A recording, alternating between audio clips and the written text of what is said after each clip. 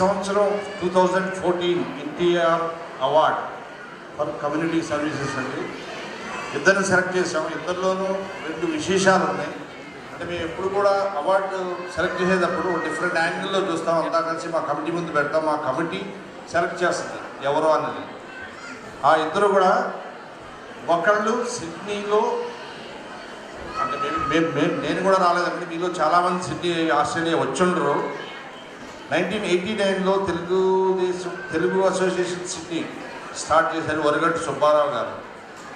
ఆయనకి ఆ టెంపోని మళ్ళీ అగైన్ ఆయన క్యారీ చేసుకుంటూ నెక్స్ట్ దాని ముందుకు తీసుకెళ్తారు, చాలా కృషి చేస్తారు. కుర్చీ శ్రీనివాస్ గారు అండి. వీళ్ళిద్దరినీ సెలెక్ట్ చేసాం. బట్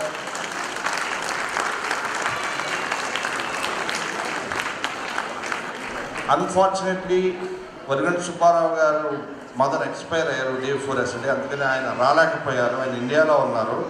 ఆయన తరఫున ఆయన వేరే ఆయనకి శివ గారికి అవార్డు అందజేయడం జరిగింది. ఆయన ఈమెయిల్ పంపారు, ఫోన్ చేసి నేను రాలేకపోతున్నాను, చాలా బాధగా ఉంది. ఫస్ట్ వరగంటి సుబ్బారావు గారిని, కుర్చీ శ్రీనివాసరావు గారు, వరగంటి సుబ్బారావు గారు తరఫున శివ గారిని, కుర్చీ శ్రీనివాస్ గారిని వేదిక మీదకి ఆహ్వానిస్తున్నాం. ప్లీజ్. శ్రీనివాస్ గారు, ఒక ట్రెడిషన్ ఉంది. అంటే మేము అవార్డు ఓన్లీ వాళ్ళకే కాదు,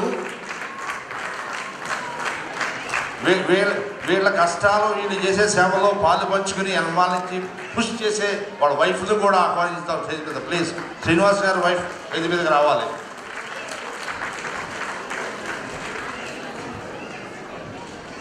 ఎందుకంటే అసలు కష్టం అంతా వాళ్ళదే, వీళ్ళదేం లేదు.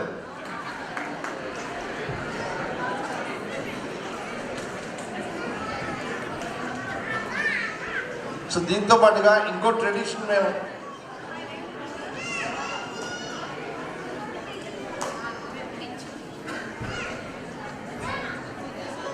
వరగంటి సుబ్బారావు గారికి అవార్డు ఇవ్వడానికి కారణం ఆయన 1989లో నేను చెప్పినట్టు సిడ్నీ తెలుగు అసోసియేషన్ స్టార్ట్ చేశారు.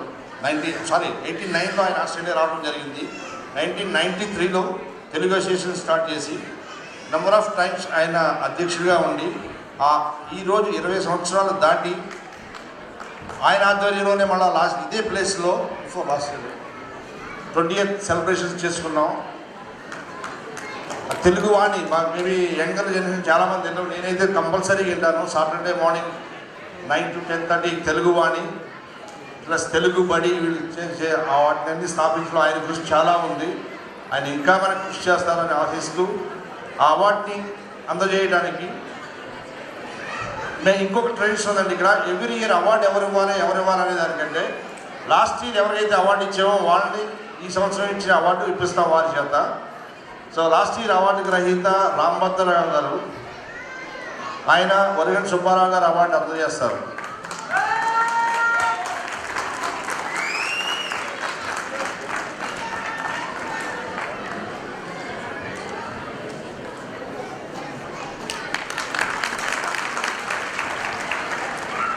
సో రాంభద్రరావు గారు అందరికీ తెలుసండి, కొత్తగా మేము పరిచయం చేయక్కర్లేదు. ఏ టెంపుల్కి వెళ్ళినా ఎప్పుడు రెడీగా ఉంటారు మన కోసం.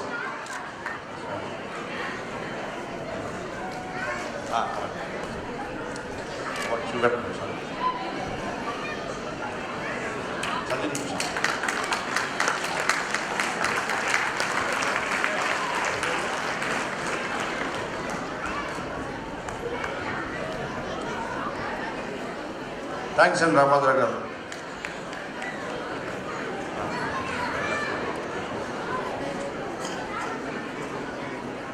నేను ఈ అవార్డు సుబ్బారావు గారి తరఫున తీసుకున్నాను. Unfortunately 2 days ago his mother passed away. ఆయన ఈమెయిల్ పెట్టారన్నమాట తీసుకోమని. ఒకసారి వాళ్ళ మదర్ గురించి చెప్దామని. His mother is a big fan of N T Ramarao.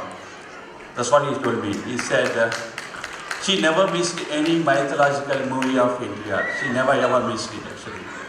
And then he just wanted me to tell about that to all the community.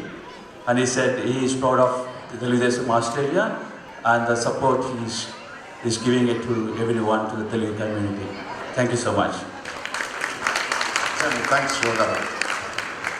Next కుర్చీ శ్రీనివాస్ గారు అండి. ఆయన చాలా సైలెంట్గా ఉంటారు. ఆయన అసలేం మాట్లాడరు, కానీ చక్కగా అనంతపురంలో మాకు కృషి చేసి నెగ్గించారు. దానికంటే ఇంపార్టెంట్, ఆయన తెలుగు రేడియోలో ఎన్టీఆర్ మీద ఒక ప్రోగ్రామ్ చేశారు కపుల్ ఆఫ్ వీక్స్ బ్యాక్. మీతో చాలామంది వినే ఉంటారు. చాలా చక్కగా చేశారు. ప్రస్తుతం కూడా తెలుగులో రేడియోలో వార్తలు చదువుతుంటారు. చాలా బాగుంటుంది. మీరందరూ వింటున్నారు అనుకుంటున్నారు. సో కుర్చీ శ్రీనివాస్ గారికి అవార్డు ఇవ్వడానికి మా మిత్రుడు, మా శ్రేయోభిలాషి చల్లా ప్రవీణ్ గారు, వారి శ్రీమతిని కూడా, దట్ ఇస్ మోస్ట్ ఇంపార్టెంట్, ఇద్దరిని రావాల్సి. సో కుర్చీ శ్రీనివాస్ గారు ఇంకా మన సిడ్నీ తెలుగు అసోసియేషన్ ఇంకా ముందుకు తీసుకెళ్తారని ఆశిస్తూ,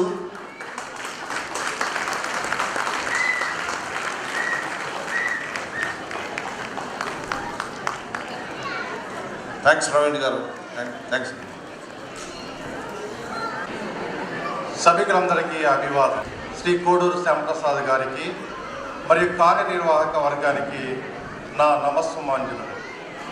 మీ అంచనాలకు అనుగుణంగా ప్రవర్తిస్తానని సవినయంగా మనవి చేసుకుంటున్నాను.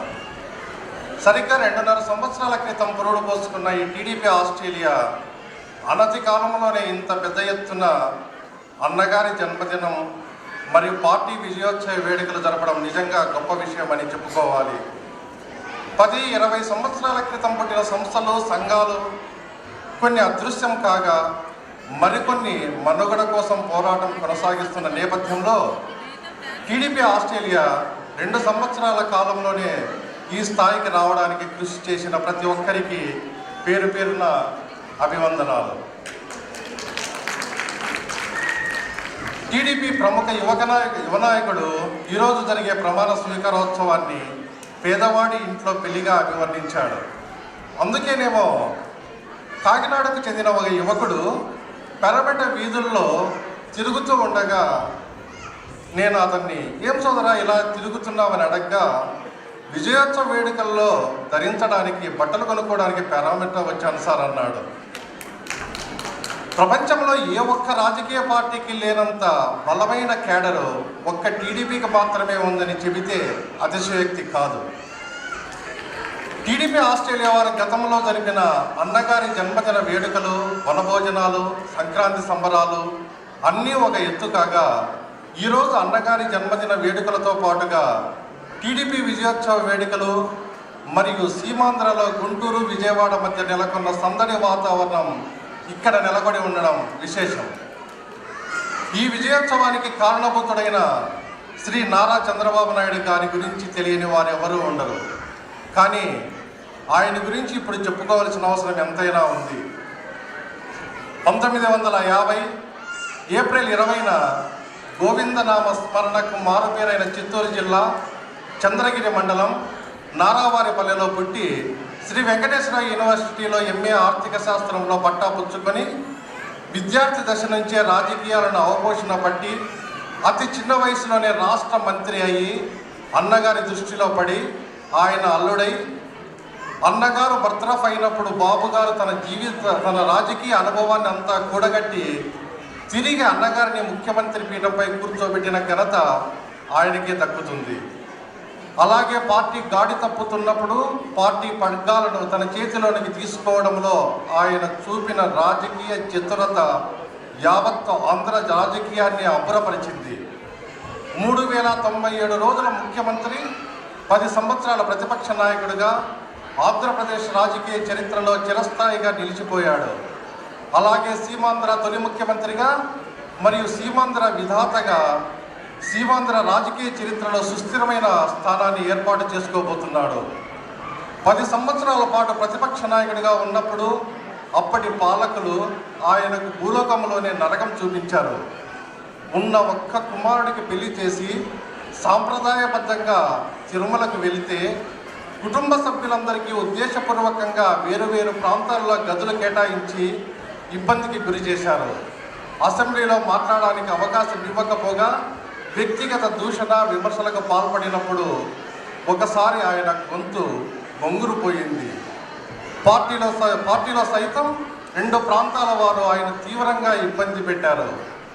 మరి అదేవిధంగా ఇంటిలో కూడా ఆయనకు ఆ పోరు తప్పలేదు. ఆయన ఎక్కడా నిగ్రహం కోల్పోకుండా నమ్ముకున్న సిద్ధాంతాల కొరకు 63 సంవత్సరాల వయసులో 2820 కిలోమీటర్లు వస్తున్నా మీకోసం అనే పేరుతో పాదయాత్ర చేసి తిరిగి పార్టీని అధికారంలోనికి తీసుకొచ్చిన నిజమైన లీడర్ శ్రీ నారా చంద్రబాబు నాయుడు. ఇలాంటి 100% ప్యూర్ ప్రొఫెషనల్ పొలిటీషియన్ మన సమకాలంలో ఉండడం ఒక విశేషం. ఇలాంటి విలక్షణమైన వ్యక్తి ఇక పుట్టడు. ఒకవేళ పుట్టినా మన జీవితకాలంలో మనం చూడలేమేమో.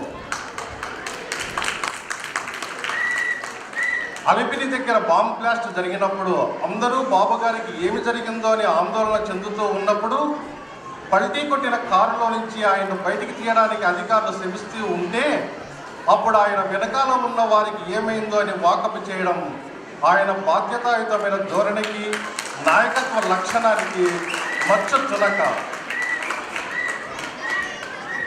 ఏడుకొండల స్వామి కరుణా కటాక్షాలతో ఆనాడు బాబు బయటపడడం, ఇంకొక నాయకుడు ప్రమాదానికి గురి కావడం రెండునూ మన సమకాలంలోనే జరగడం ఒక విశేషం.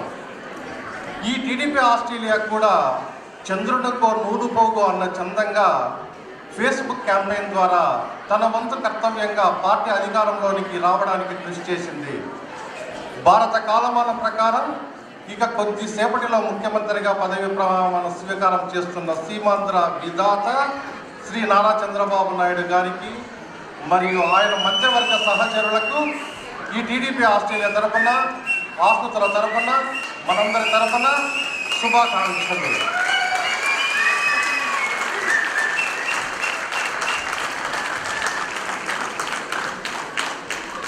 2019 సంవత్సరంలో ఇంతకు రెండింతల ఉత్సాహంతో సంబరాలు చేసుకుంటామని ఆశిస్తూ అంతవరకు సెలవు.